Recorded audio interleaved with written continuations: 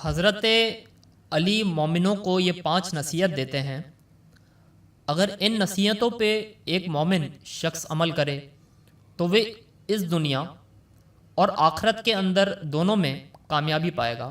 حضرت مولا علی یہ فرماتے ہیں کہ میں تمہیں ایسی 5 باتوں کی تاکید کرتا ہوں کہ اگر تم ان تک پہنچنے کے لیے اونٹوں کی رفتار کو تیزی سے تیز بھی کر لو تو واقعی وہ باتیں اسی لائق ہیں.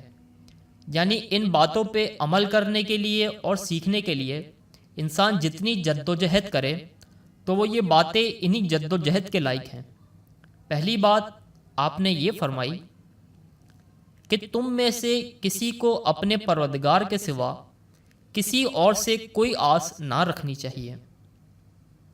دوسری بات آپ نے یہ فرمائی کہ اپنے گناہ کے سوا کسی اور چیز سے ڈرنا نہیں چاہیے. حضرت مولا علی تیسری بات یہ فرماتے ہیں کہ تم میں سے کسی سے جب کوئی ایسی بات پوچھی جائے کہ جس کا اسے علم نہ ہو تو اسے یہ کہتے ہوئے شرمانا نہیں چاہیے کہ مجھے اس بات کا علم نہیں.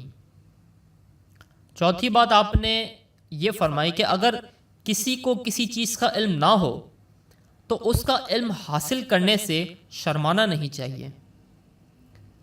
پانچویں بات میں آپ نے صبر کی تلقین کرتے ہوئے یہ فرمایا کہ صبر کا دامن مت چھوڑو کیونکہ صبر کو ایمان سے وہی نسبت ہے جو کہ سر کو دھڑ سے ہوتی ہے، اور وہ دھڑ کس کام کا جس کے ساتھ سر نہ ہو، اور اس مومن کے ایمان کا کیا فائدہ جس کے ساتھ صبر نہ ہو.